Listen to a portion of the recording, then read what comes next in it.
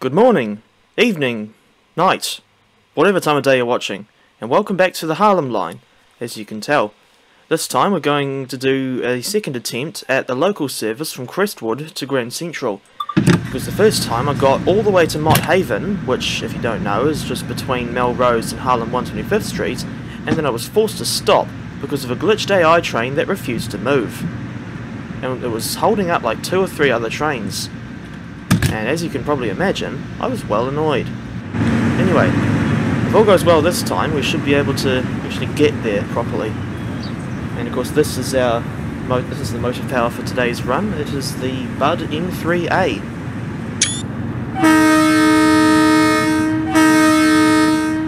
And that horn sounds way too much like what you hear on older diesel locomotives in New Zealand.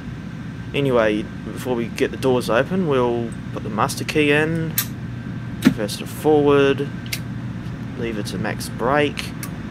It always has to be in the max brake position when you go to charge the brakes. And we can leave it there at 90 p. We'll release the button at 90 psi. There's, I think that's the right one.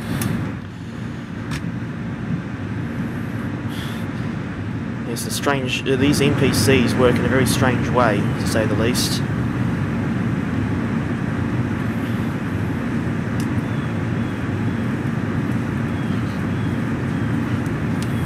They always seem to find ways of getting in your way when you're trying to record a railfan video, and that always gets on my nerves, even though I've obviously got no control over it.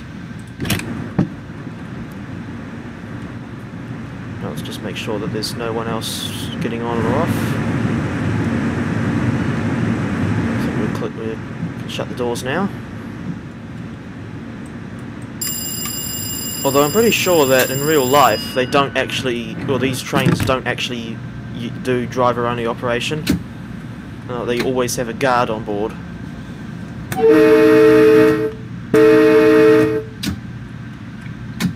And it's an on-time departure from Crestwood. And even though I think this is technically a local service, we'll only be stopping at 5 stations on our way to Grand Central, with the first one being Tuckahoe. Hang about. Now, I had a feeling we'd get overtaken, since I did just see like some sort of reflection of light, although I'm not sure how we could have seen that when we were reflecting on this window if it was coming from that direction, like from behind us, and yet this door was closed. Either way, I think that lot that's just overtaken us, this is probably a fast service that's come down from southeast. Of course, one thing I've noticed about a lot of the stations on this route is that they tend to be very close together, and so in a lot of cases, before you've even got up to the speed limits, you'll need to start slowing down again, as was the case here.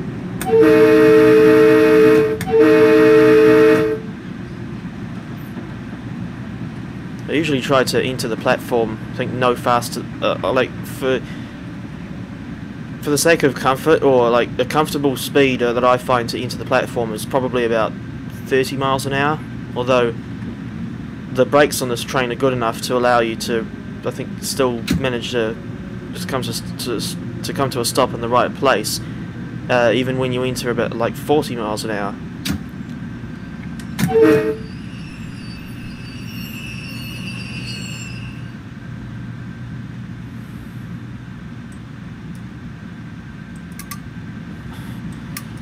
What the hell? I initially screwed that up. Right, let's see what's going on.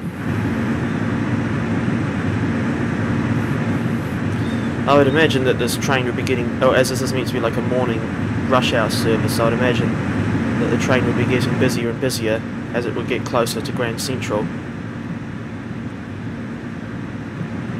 But strange how you've just got this one random seat right there.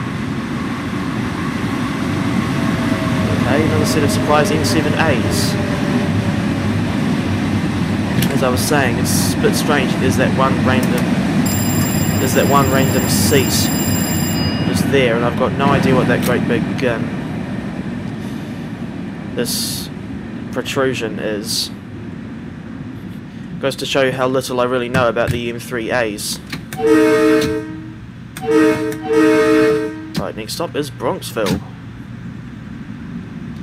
One thing I've noticed about these M3As is that the motors seem to be rather loud, and I also recall seeing in like some YouTube videos or something of that nature that, or it might have been a Steam review, I don't remember exactly.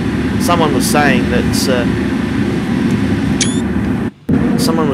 that these that the motor sounds on these units are too loud, and obviously I don't know if that's the case. I mean, what I mean is that I can't necessarily verify whether or not that's the case, especially since I am not familiar at all with the real thing. Although, if memory serves, the Long Island Railroad M3, which came to TSW before the Metro-North stuff, that one, well, the motors on that unit are so quiet that you can barely hear them, and I don't know which one is realistic.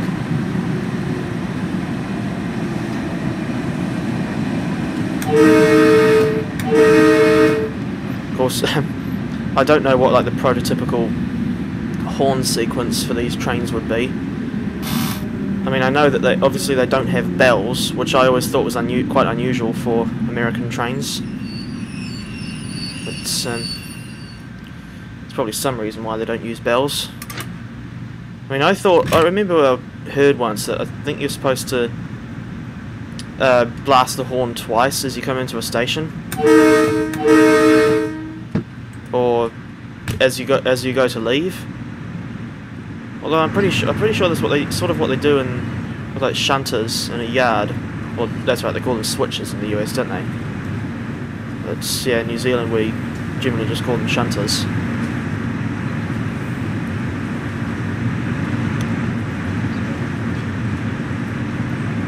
There's not a lot of time to spend here, so obviously we'll try and get back here as quickly as I can. Now I can shut the doors.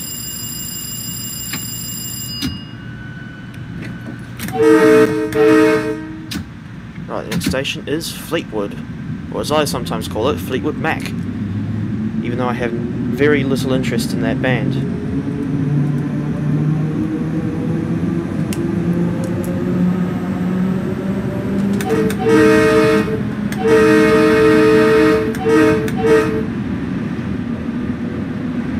I remember somewhat recently I actually did a review of the Harlem Line add-on, and one of the things I remember seeing in like past experiences, but I never thought to mention it in the actual review, was the fact that the front door, or this door that you see in the middle on the front of the M3A, you can't open it, and yet you can with the LIRR version.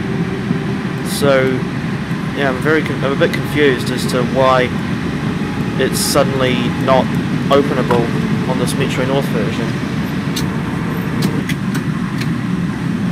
Especially when I think the front door on the M7A is still openable.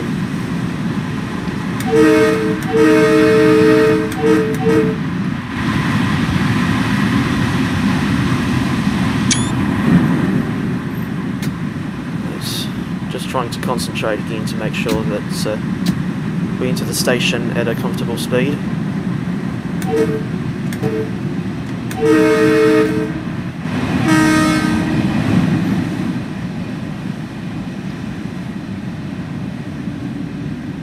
Something else that I remember noticing about this route is that some stations, like Fleetwood here, actually have these departure screens, and yet others, notably Grand Central and North White Plains, don't. And indeed, in that review video I did, for that review video I actually went to the effort of looking at all the stations on this route and noting if they had the departure screens or not. And I don't know why it's so inconsistent, because I think only about like half of the stations on this section actually have these screens. So yeah, I'm really not sure what was going on Dovetail's end. I mean, it certainly makes like filming rail fanning videos annoying, because in my case I prefer to go and watch trains at a station where there's departure screens, so that you can get a good idea of when the trains will actually come along. And then if you try doing that at a station like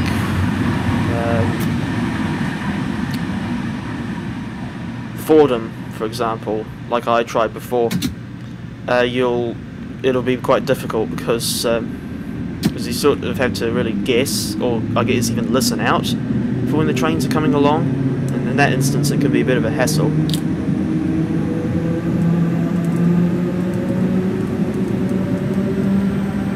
I think after this next stop, which is of course Mount Vernon West, we'll essentially be running fast, or more or less a express service, I think, from this point on.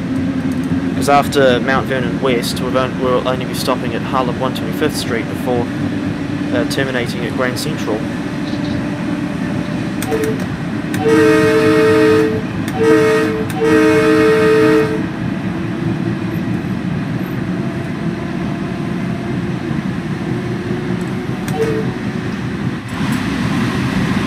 I think the previous attempt that I made at driving this service was one where you stopped at all stations except Tremont and Melrose.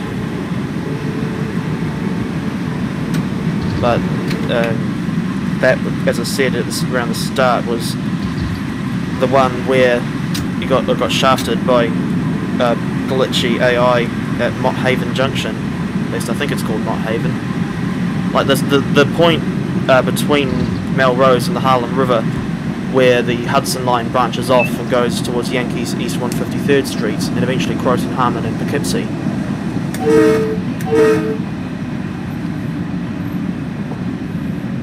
And there's another station that has the departure screens. Again, I'm really quite confused as to how the routes ended up like this. But I don't know if it is prototypical.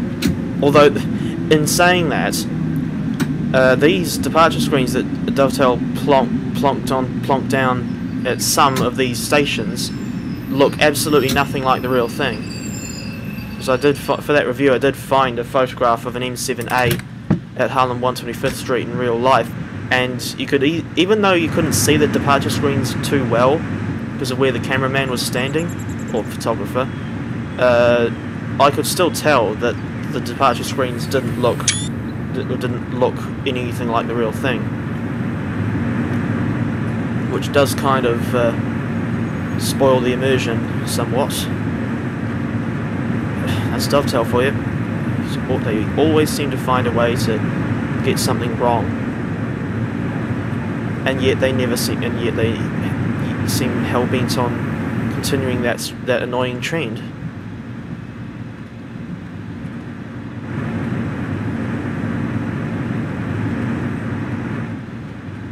Just thinking, I think the reason why we've seen quite a few trains overtaking us on the fast line, I think it's probably just to do with the rush hour service, and so obviously you'd want the services coming from further up the line to presumably get into the main station first.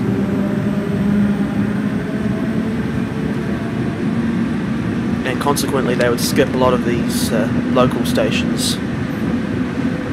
But in this instance, obviously, this is basically, I think, a semi-fast service, or what I think would be called a semi-fast service in the UK. And what I mean is a service that, for part of its route, will stop at all stations, and then for another part of the route, or like maybe half of the route, and then it'll stop at all stations, and then the other half it'll basically run express. And I think that's what we're doing today. Well, at least that's how I see it. I suppose one example of a semi-fast service could be what you sometimes get in Wellington, which is of course the capital city of New Zealand. And in some cases, especially like the morning and evening peak, on these routes between Wellington and Waikanae, which is actually part of the North Island main trunk, and the Wairarapa line as far as Upper Hutt, you'll often see services that will skip a lot of the stations, and then once they get to a certain point on the route, they'll then stop at all stations for the rest of the run. And one, I suppose, for the Hutt Valley line, an example could be they'll have in the morning peak they'll have some of the. Well, I should add that all of these services I'm on about are operated by Mātangi Electric Multiple Units, otherwise known as the FP/FT class. And in the morning peak, they'll have them start out from Upper Hutt, then go down the line and stop at all stations as far as Taita, which is, well, spelt as T-A-I-T-A, and it's sort of a major waypoint on the line. And then from Taita, they'll run kind of as an express service, stopping only at Waterloo and Petone. Obviously, I don't mean London Waterloo. It's just that coincidentally there is another station in the Hutt Valley that's also called Waterloo, and so it'll skip most of the local stations between Taita and Wellington. And indeed, to compensate, there are services that start at Taita and make use of the reversing siding there, and then those ones will stop at all stations between Taita and Wellington. And they do something similar on the what Metlink calls the Kawiti line, but it's actually just it actually uses the North Island main trunk, and those services run as far north as Waikanai. And in the morning peak, they'll have services start out from Waikanai, and then they'll stop at all stations as far as Porirua, which is spelled P-O-R-I-R-U-A.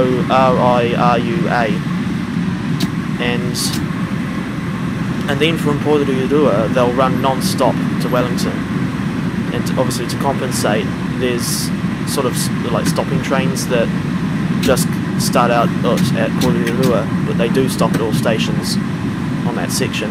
And then the reverse happens in the afternoon peak, where you'll have stopping trains that only go as far as Wellington, stopping trains that will only go as far as Porirua.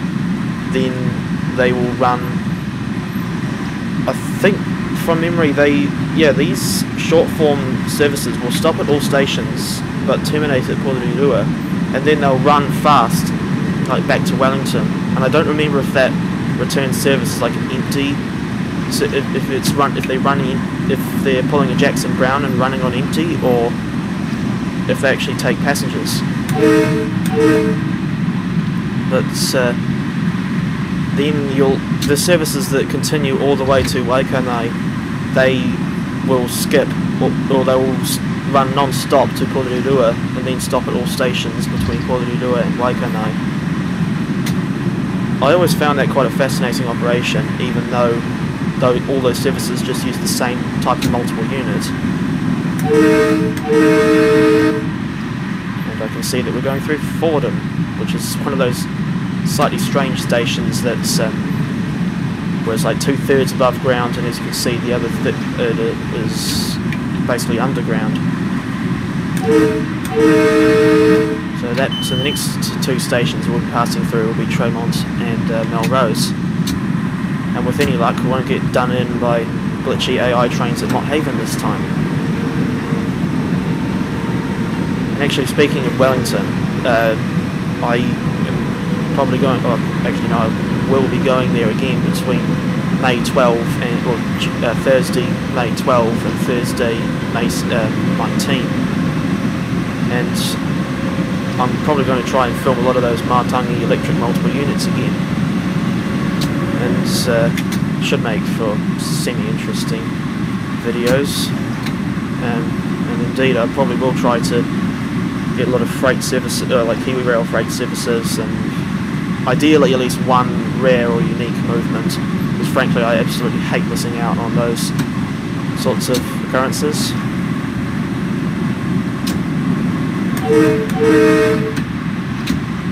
Although when it comes to like missing out on certain things, that isn't like I think FOMO is what you call it. It's like fear of missing out. In my case, that doesn't necessarily apply on top with regards to topics like TSW, because in my case there are certain add-ons that I just don't want to buy, and so it's like I don't care if I miss out on any views I might get from making videos about those new add-ons like on launch day. It's like there's no point in really buying these add-ons, like spending money on these add-ons, unless I legitimately want to, or will legitimately enjoy them. Although that doesn't always, even then, that doesn't always apply, because I've ended up with rubbish like the Clinchfield Railroad, for instance. And to an extent, I would even go so far as to say the Harlem Line is a bit rubbish in some areas. It's one route that I remember saying before in a video where I didn't actually record commentary. Well, I did talk about the whole thing, but I forgot to turn the microphone on. I remember saying that because I was driving on the Horseshoe Curve route in Train Simulator, and I remember talking about the TSW version that's... Well, I'm recording this video, I think, on Monday, April 11, and I think it's this coming Thursday or Friday when the Horseshoe Curve route is being released in TSW2, and that is I remember saying that I have basically no interest in getting the TSW version of Horseshoe Curve, because I don't really like these routes in TSW that focus almost entirely on like American heavy freight trains, and I much prefer routes that are focused on passenger services, like obviously the Harlem Line. And yeah, I just thought, no, I'm not going to get Horseshoe Curve for that reason I just described. And this is the same junction where on the previous attempt the AI trains were all stuck, glitched, and this is as far as we've got on the first attempt, and I'm actually quite happy to be making it through this time. For a while I was thinking that I'd get screwed or get done in by dodgy AI, and I've never really and the weird thing is I don't really recall seeing that sort of problem on any previous route in this game, like regardless, or not even London Commuter or Tuckahoe Dresden, where the AI traffic was really quite busy. It just seems to only be on the Harlem Line. And if anything, like more than anything else, it just makes me wish that the developers would just take a lot more time to, finish these, or to work on these add-ons and make them as good as they could possibly be, instead of always leaving stupid bugs in the final product.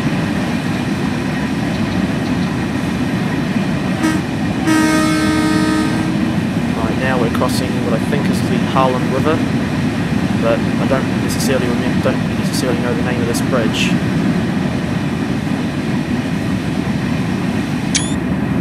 Of course, that means we're not far from Harlem 125th Street. There's another set of M7As. I will say that even though I think the M7A is comically overpowered, in the sense that like that thing will just shoot off like a rocket even if you just put the throttle in like the equivalent of notch 1 or 2, or like what the HUD would say is 10%. But I do generally prefer driving more modern units. That's not to say the older ones are complete trash, of course. Indeed, whilst the M3A certainly feels a lot more dated, it's still decently fun to drive. Indeed, especially if the horn is anything to go by.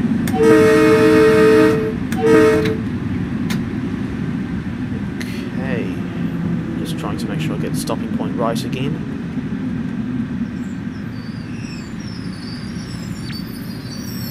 Seems like could have gone a lot further along the platform for an 8-car train. Just have to see how it looks at the back. Okay, I think there's something wrong here. in the sense that the marker is in the wrong place. It's like I've seen this before with like a Willesden Junction on the London Underground Bakerloo line. Like if you go into the northbound platform, you can see that the stop marker is in the wrong place. And if you were to try and stop exactly on that marker, you would end up with most of the train off the platform. And actually, something that I've found it's a bit strange is the fact that we've ended up with so much padding in the schedule. So I suppose it's good a time as any to have a wander around and see what there is to see, although there isn't much. Trying to get, at the very least, I'm going to try and get around the front of these M7As to get a screenshot of them.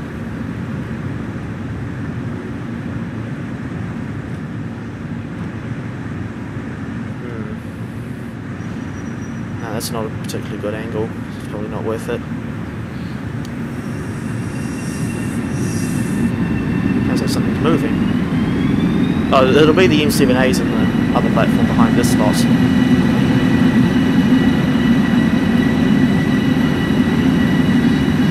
There's more of those inaccurate departure screens. I think these are actually identical to what you see on the Long Island Railroad route, and hell, even Boston Sprinter.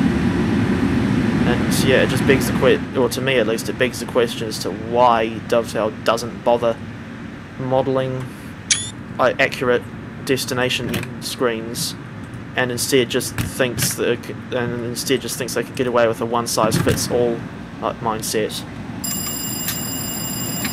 You know what? Screw it. I think I'm going to leave early. Oh, hello. Certainly no rural branch line here, or no activity comparable to a rural branch line, which is what you get on the LIRR route.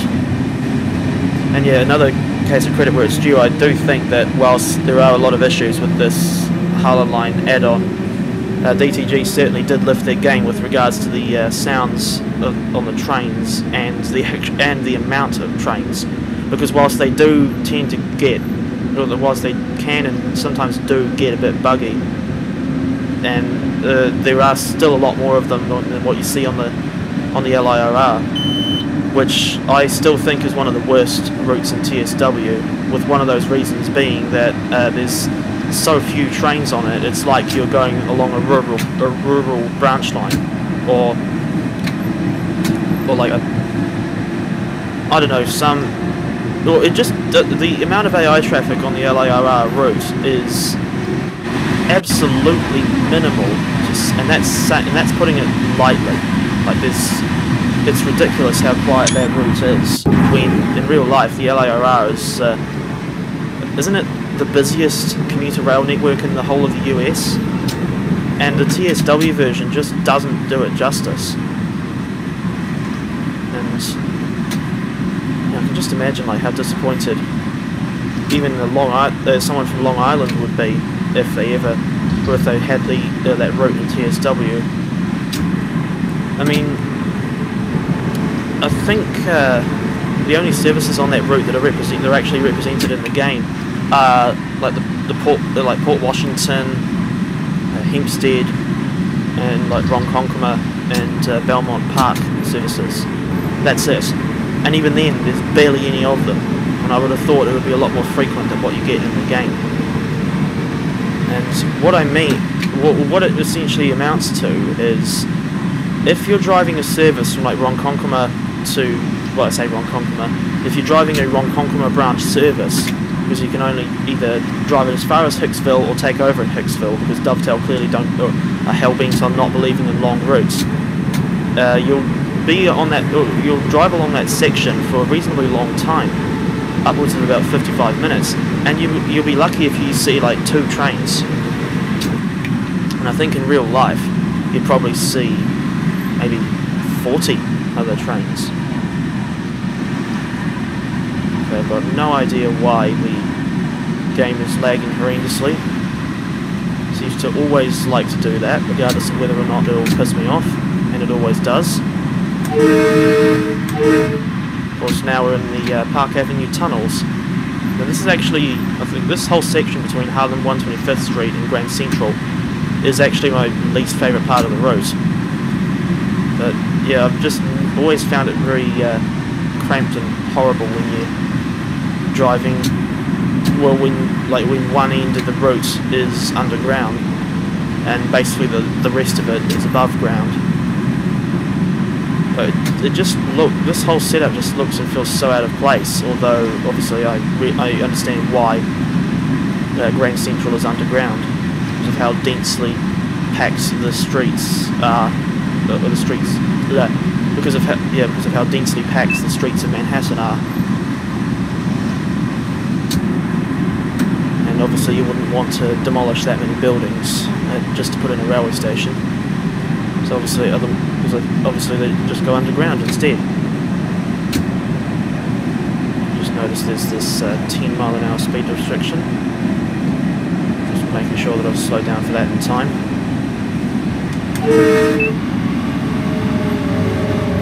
Okay, it sounds like M7A is either overtaking us or going the other way.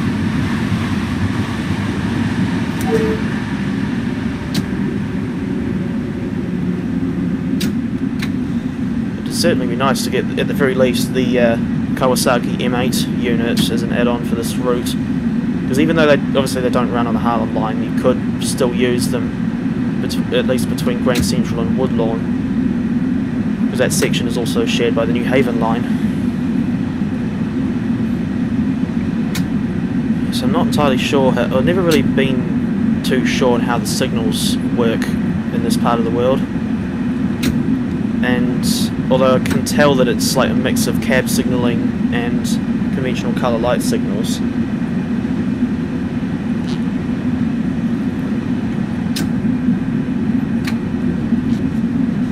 what's strange is that on the HUD you can see that it's showing the yellow signal. Well, the signal is being yellow, but as we approach it you can clearly see that it's green. But even then I'm not entirely sure why the signal's flashing. Oh great, it's a blasted red signal. Mind you, I can see that we've got quite a generous amount of time, that we've got nine minutes to get into this platform. So presumably there will be some other trains that will have to make way for which we'll have to make way. And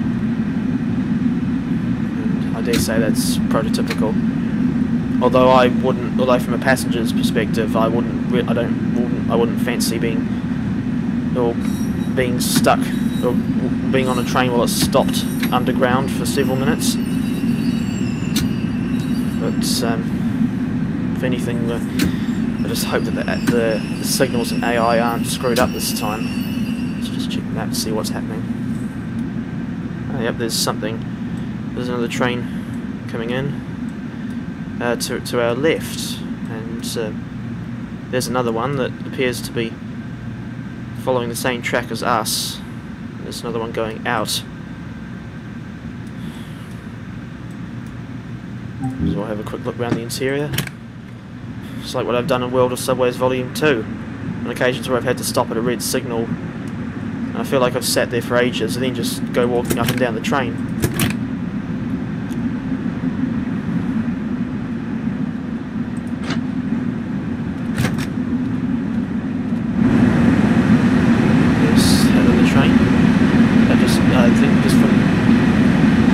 Yeah, that's M7A's.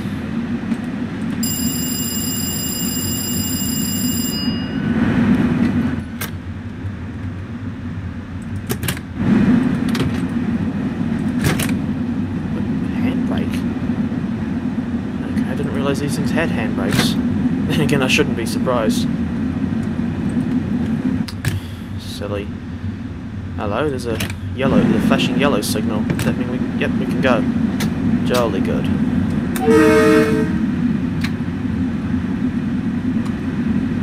Obviously, it'd be kind of, in this instance, it would be kind of silly to go into anything other than notch 1. So obviously, I'm not going to do that.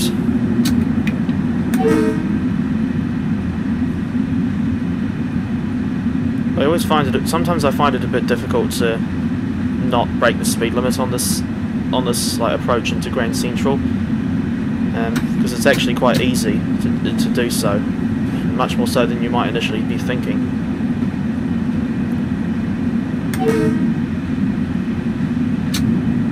And something I've just remembered that I mentioned in my first attempt at recording this run that I've forgotten to mention this whole time on the second attempt is that the other day someone on me left a comment on one of my videos that I think his name is Edward, and he suggested running National Railway Museum locomotives in New York, and I thought that was too good of an idea to pass up on. So at some point within the next week, hopefully, I'll be turning Edward's idea into a video, and I think I'll use the Northeast Corridor, New York to New Haven route in TS, and like run engines on the section between Woodlawn and Grand Central. Partially so we can compare it with the TSW version, but mainly just for a laugh, really.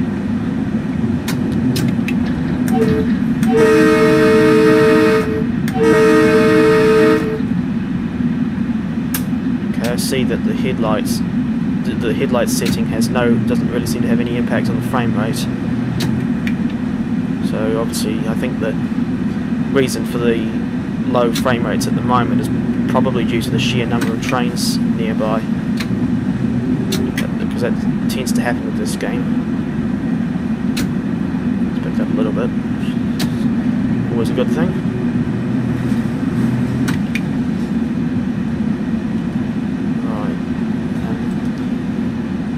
Right.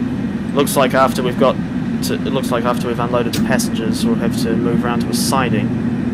Indeed, I think track 42 that we're approaching is one of those stations that the platforms that links round, or that links to this sort of turning loop. But I think for the purposes of this video, I'll probably stop the recording in the platform, because otherwise it'll just be the last few minutes of me bringing the train round to the siding would just seem like filler.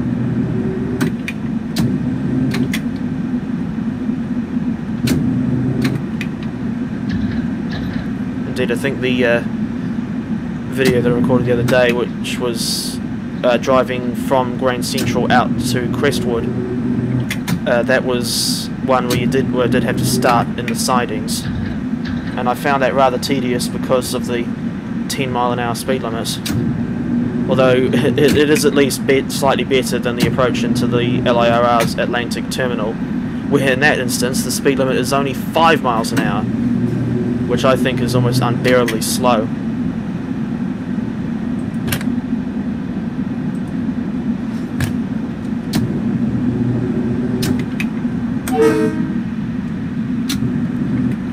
Considering that Grand Central is one of the busiest stations in the US, I'm surprised that this platform's not absolutely rammed full of people. And there's only like one person waiting. But then again, I think once I've opened the doors on our train, that'll be when the passengers start spilling out onto the platform and making for the exit.